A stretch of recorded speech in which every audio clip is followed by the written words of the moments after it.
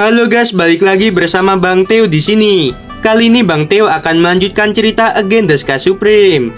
Buat kalian yang penasaran, langsung saja ya simak video kali ini. Oke guys, sebelum video dimulai ada saweria dari Bang Asia lagi ya. Yuk buat 30 menit Min, tak kasih kopi biar semangat buatnya Min. Mungkin Mimin bakal buatnya hari ini 2 episode ya. Mimin usahakan hari ini 2 episode, jadi di pagi hari ini sama nanti di sore hari ya Bang Asia. Bang Asia juga semoga diberi kelancaran rezekinya dan sehat selalu sekeluarganya ya. Amin. Oke, langsung ke videonya. Paman, kamu benar. Xuan Yuanru menghela nafas. Alam merasa 9 surga memang telah dijarah. Kakak, apa yang harus kita lakukan sekarang? Xuan Yuanlinger mengerutkan kening. Xuan Yuanru tidak langsung menjawab, tetapi tenggelam dalam sebuah pikiran. Xuan Yuan Haokong menghela nafas dan berkata, Rower, mari kita berkultivasi perlahan. Selama kita punya cukup waktu, kita bisa berkultivasi ke ranah Kaisar Agung tingkat ke-12, cepat atau lambat. Itu tidak mungkin. Mata indah Xuan Yuanru penuh dengan cahaya dingin dan berkata, Tanyun adalah reinkarnasi dari Hongmeng Supreme. Dia sangat luar biasa. Hanya ketika aku meningkatkan ranah dengan kecepatan tercepat, aku dapat menghabisinya ketika bertemu lagi dengan dia. Juga, jika aku tidak salah, Tanyun, Shen Shubing dan yang lainnya melakukan pertumpahan darah di Mansion Kaisar Abadi ke-9 di seluruh dunia. Hanya Tanyun dan Fang Ziqing yang memiliki kebencian. Selain mereka, aku benar-benar tidak bisa memikirkan orang lain yang akan menghabisi begitu banyak orang. Jika aku tidak salah, kekuatan Tanyun saat ini mungkin tidak di bawah diriku. Dia pasti telah menemukan peluang besar seperti kita selama bertahun-tahun terakhir ini. Kalau tidak, bagaimana kekuatannya bisa meningkat begitu cepat dalam waktu sesingkat itu? Mendengarkan kata-kata Xuan Yuanru, Cuxia tidak menunjukkan ekspresi apapun di wajahnya. Tapi dia sebenarnya cukup khawatir tentang keselamatan Tanyun. Di dalam hatinya, Tanyun akan selalu menjadi bosnya. Xuan Yuan Changfeng tampak khawatir dan diam-diam berkata dalam hatinya, Ying, aku tidak tahu apa yang terjadi sekarang. Jika tebakan saudara perempuanku benar, aku tidak tahu apakah kamu terluka atau tidak. Xuan Yuanru tampaknya telah melihat melalui pikiran Xuan Yuan Changfeng dan berkata dengan dingin, khawatir tentang seorang wanita yang tidak memiliki hati, tidak ada gunanya. Kakak, Xuan Yuan Changfeng mengangkat alisnya. Itu benar, aku khawatir tentang Ying. Xuan Yuanru menjadi marah. Aku terlalu malas untuk peduli padamu. Melihat penampilan Xuan Yuanru yang menonjol, mata Xuan Yuan Changfeng menunjukkan simpati sekilas. Dia tahu bahwa Xuan Yuanru tidak sebebas dan semudah itu. Meskipun dia telah mendengar Xuan Yuanru mengatakan berkali-kali selama bertahun-tahun bahwa dia ingin menghabisi Tanyun, tetapi dia juga menemukan bahwa Xuan Yuanru sering linglung ketika dia sendirian. Dia tahu bahwa benar kakaknya ingin menghabisi Tanyun, tetapi pada saat yang sama, kakaknya juga sangat mencintai Tanyun. Baiklah, berhenti berdebat. Xuan Yuan Haokong mengerutkan kening. Aku benar-benar kesal melihat kalian terus berdebat. Rower, mari kita mulai bahas rencananya. Kemana kita pergi selanjutnya? Mata indah Xuan Yuanru berkedip. Dia membuka mulutnya dengan ringan. Pergi ke Gunung Pesona Abadi 30 miliar mil di sebelah timur Mansion Kaisar Abadi. Xuan Yuan Haokong tampak bingung. Xuan Yuanru menjelaskan, Paman, di puncak Gunung Pesona ada gerbang penghalang yang menuju ke alam abadi ke-8. Karena alam rahasia 9 surga telah dijarah, mari kita jarah alam rahasia 8 surga. Sejauh yang aku tahu, 9 alam abadi Hongmeng memiliki rahasia masing-masing. Kita dapat menjarah satu demi satu. Pada saat itu, kultivasi kita akan sangat meningkat. Mendengar ini, Xuan Yuan Haokong mengangguk dan berkata, Rower, semuanya terserah padamu. Kamu bisa melakukan apa yang kamu katakan. Xuan Yuanru memandang kerumunan dan berkata, dengan kecepatan kita, diperkirakan dalam 20 hari, kita dapat mencapai Gunung Pesona Abadi. Ayo pergi sekarang juga. Bintang-bintang bergerak. 10 hari kemudian di tengah hari, puncak subur setinggi 90 juta kaki, berdiri megah di antara langit dan bumi. Tempat ini adalah Gunung Pesona Abadi. Di puncak gunung, berdiri sebuah monumen raksasa hitam setinggi 100.000 kaki.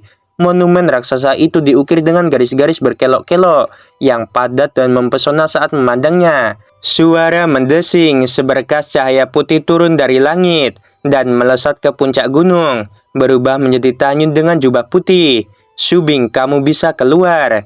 Setelah Tanyun mengirim transmisi suara kepada orang-orang di pagoda Ling Xiao, pada saat berikutnya, Shen Subing dan yang lainnya keluar dari udara tipis dari sisi Tanyun.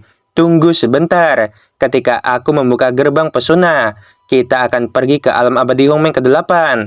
Tanyun tersenyum, melihat garis-garis ramping di monumen raksasa, dan ada sedikit kesedihan di wajahnya. Karena formasi yang terukir di monumen ini diukir secara pribadi oleh Tanyun ketika dia adalah Hongmeng Supreme di masa lalu. Formasi ini dipelajari dari mantan gurunya, yaitu ayah Xuan Yuanru. Pada saat ini, Tanyun mengingat masa lalu di benaknya. Dia memikirkan adegan di masa lalu ketika Xuan Yuanru masih kakak perempuannya. Dia belajar menahan diri di bawah bimbingan gurunya. Memikirkannya, Tanyun memikirkan Xuan Yuanru dalam kehidupan ini. Tanyun menghela nafas panjang, mengungkapkan kesedihan di hatinya. "Rower, apakah kamu baik-baik saja?" Tanyun menghela nafas dalam hati. "Suamiku, ada apa denganmu?" Nanggong Yukin menangkap kesepian dan kegelapan di mata Tanyun dan bertanya dengan prihatin. "Bukan apa-apa," Tanyun berkata sambil tersenyum tipis. "Yukin, monumen pesona raksasa ini dibuat olehku saat itu. Aku baik-baik saja. Kamu tidak perlu mengkhawatirkan diriku. Aku akan membuka gerbang pesona." Setelah Tanyun selesai berbicara, ketika lengannya menari dalam lintasan misterius dari dadanya, untaian kekuatan abadi keluar dari lengannya dengan kecepatan yang sangat tinggi dan kemudian masuk ke dalam monumen raksasa. Segera monumen setinggi 100.000 kaki mulai bergetar dan garis-garis terlarang di monumen itu tampaknya telah dihidupkan dan mulai perlahan-lahan menggeliat ke arah tengah monumen. Puluhan juta garis terlarang berangsur-angsur berubah menjadi gerbang raksasa melingkar di tengah monumen. Segera setelah itu, gerbang raksasa setinggi ribuan kaki mulai menjadi transparan dan akhirnya Tanyun dan yang lainnya melewati gerbang pesona. Tanyun dan yang lainnya melihat langit biru di alam abadi Hongmeng ke-8. Sungguh langit yang biru. Suezian menatap langit biru di gerbang pesona dan menutup mulutnya karena terkejut. Wajah orang lain juga penuh kejutan, karena langit di alam abadi Hongmeng ke-8 benar-benar terlalu indah. Langit biru yang cerah, serta gumpalan awan putih yang perlahan menggeliat, menggambarkan keindahan yang tiada taranya. "Ini sangat indah," mata indah Dante Sianer mengungkapkan rasa ingin tahu yang kuat. Tanyun melingkarkan lengannya di pingging Dante Sianer, lalu dia menjelaskan, "Di antara 9 alam abadi Hongmeng, hanya alam abadi ke-8 yang berbeda. Karena alam abadi ke-8 adalah lautan yang luas dan tak terbatas, dan luas daratannya kurang dari 1/100 juta. Ada 2 benua yang berdekatan, yang paling luas, karena benua terus bergerak di laut, itu juga disebut tanah terapung. Benua terbesar disebut tanah terapung 8 hari. Tanah terapung 8 hari, sekitar seluas 30 miliar mil. Kota abadi 8 surga dibangun di atas tanah terapung, dan mansion kaisar abadi ke-8 berada di pusat kota abadi 8 surga. Di sana ada sebuah rumah gantung, yaitu alam rahasia 8 surga." Dan Tesianer berkata dengan cemberut, "Haruskah kita menghancurkan mansion kaisar abadi ke-8 terlebih dahulu, atau pergi ke alam rahasia 8 surga terlebih dahulu?" Tanyun berkata, "Kita tidak tahu apa kekuatan kaisar abadi ke-8. Oleh karena itu, mari kita jarah alam rahasia 8 surga terlebih dahulu. Kita tanyakan tentang kekuatan kaisar abadi ke-8, dan kemudian langsung pergi dan serang mansion kaisar abadi ke-8. Kita melewati formasi teleportasi di gerbang pesona dan butuh sebulan untuk tiba. 1 bulan kemudian, kita akan tiba di aula di luar kota abadi. Belum terlambat, ayo pergi." Setelah itu, Tanyun dan yang lainnya memasuki gerbang pesona dan menghilang. Gerbang pesona di monumen juga menghilang seolah-olah tidak pernah muncul. 10 hari kemudian, 5 sosok turun dari langit dan mendarat di puncak gunung pesona, berubah menjadi 5 orang termasuk Xuan Yuanru. Xuan Yuanru memandang Xuan Yuan Haokong, lalu dia berkata, "Tunggu sebentar, aku akan melihat bagaimana gerbang pesona akan dibuka." Setelah berbicara, Xuan Yuanru melihat pola terlarang di monumen, dan tiba-tiba Matanya yang indah menunjukkan hubungan cinta dan benci. Dia bergumam pada dirinya sendiri, di dunia yang bisa mengatur pola seperti ini, kecuali aku dan ayahku, hanya ada dia. Kakak, siapa dia? Xuan Yuanlinger yang berpegangan tangan dengan Cusia bertanya dengan rasa ingin tahu. Mata indah Xuan Yuanro dipenuhi dengan niat membunuh, dan dia melihat ke belakang dan berkata, dia adalah Tan Yun. Pola terlarang semacam ini diciptakan oleh ayahku, dan itu juga disebut pola spiritual. Ayahku hanya mengajarkannya kepadaku dan dia. Xuan Yuanlinger melepaskan Cusia, memegang lengan Xuan Yuanro dan menghibur. Kakak, jangan marah. Bagaimana aku tidak marah? Xuan Yuanro berkata dengan dingin. Aku sangat mencintainya di kehidupan terakhirku, tetapi dia menghabisi ayahku dan juga aku. Sebelum dia selesai berbicara, Xuan Yuanro menarik napas dalam-dalam dan berkata lagi, ya, aku tidak bisa marah untuk orang seperti dia. Aku tidak layak marah. Pada saat ini, Xuan Yuanlinger berkata, kakak, ada sesuatu yang telah lama aku simpan di hatiku. Apakah aku boleh bertanya atau tidak? Ekspresi Xuan Yuanro melunak. Kamu adalah adikku, bukan orang luar. Jadi, jika kamu memiliki pertanyaan, katakan saja secara langsung. Ya, kakak perempuan benar-benar baik. Xuan Yuanlinger berkata dengan rasa ingin tahu. Kakak, Tan Yun tahu segalanya tentang teknik pil, formasi, senjata, dan jimat. Dia begitu kuat. Apakah itu semua diajarkan oleh ayahmu? Mendengar ini, Xuan Yuanro menganggukkan kepalanya, lalu menggelengkan kepalanya lagi, mengerutkan kening dan berkata, ayahku memang mengajarinya beberapa teknik rahasia roh, tetapi tentang 4 teknik pil, senjata, jimat, dan formasi diajarkan kepadanya sangat sedikit. Aku ingat ayah mengatakan bahwa Tan Yun adalah kekasih alam semesta, tetapi dia juga seorang bintang jahat. Siapapun yang tinggal bersamanya tidak akan berakhir dengan baik. Ayahku juga menggunakan teknik rahasia rasro, teknik ramalan hebat, dan teknik reinkarnasi yang hebat. Dia melihat identitas Tan Yun sebelum 10.000 generasi yang lalu, tetapi hasilnya mengejutkan. Karena 2 teknik rahasia rasro gagal pada Tan Yun, ada kekuatan tak terlihat yang sangat kuat yang menyelimuti Tan Yun. Ayahku curiga bahwa Tan Yun memiliki identitas yang jauh luar biasa. Mendengar ini, Xuan Yuanlinger, Xuan Yuan Haokong, Cusia, dan Xuan Yuan Changfeng benar-benar terkejut. Xuan Yuan Haokong tampak ngeri dan berkata, Rower, apakah maksudmu? Identitas asli Tan Yun bukanlah Hongmeng Supreme ribuan tahun yang lalu. Xuan Yuanro mengangguk berat dan berkata, ya, ini yang ayahku katakan padaku. Dia seharusnya tidak berasal dari alam semesta kita saat ini. Adapun identitas aslinya, aku tidak tahu sampai sekarang ini. Xuan Yuanro berkata dengan senyum mencemooh. Dia selalu berpikir bahwa dia adalah reinkarnasi. Jadi Tan Yun bahkan tidak tahu dirinya sendiri berasal dari mana. Dia adalah orang yang paling menyedihkan di dunia. Xuan Yuan Haokong berkata dengan santai, Rower, karena Tan Yun adalah juniormu di masa lalu, itu berarti dia juga memiliki kekuatan ras roh. Xuan Yuanro mengangguk dan berkata dengan jujur, di masa lalu, dia menghabisi ayahku dan pergi pada malam pernikahanku dengannya. Dia tidak akan menggunakan teknik ras roh, bahkan jika dia mati, dia tidak akan menggunakannya. Mendengar ini, Xuan Yuanlinger menunjuk ke monumen. Dia cemberut dan berkata, kata-kata Tan Yun tidak masuk hitungan, karena dia memiliki tulang punggung seperti itu. Mengapa dia masih menggunakan pola Dewa Rasro untuk membuat larangan? Setelah mendengar ini, mata Xuan Yuanro menunjukkan sentuhan kekaguman yang tak terkendali.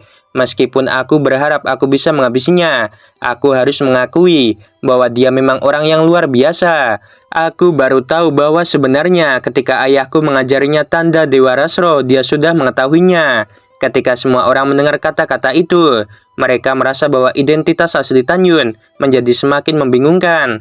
Baiklah, jangan sebut dia. Suara Xuan Yuanro terdengar. Sekarang aku akan membuka pola larangan dan kemudian pergi ke alam abadi Hongmeng ke-8. Setelah itu, sepasang lengan Xuan Yuanro yang lembut dan tanpa tulang menari dalam lintasan misterius dari dadanya, dan untaian kekuatan abadi diserap dari lengan Gyo ke dalam monumen. Segera setelah monumen besar setinggi 100.000 kaki mulai bergetar, garis-garis pola berubah menjadi pintu bunda raksasa. Jelas, metode Xuan Yuanro untuk membuka gerbang pesona sama dengan milik Tan Yun. Ketika Xuan Yuanlinger dan yang lainnya melihat langit biru, mereka penuh dengan rasa ingin tahu dan kekaguman seperti Dante Sianer dan yang lainnya 10 hari yang lalu.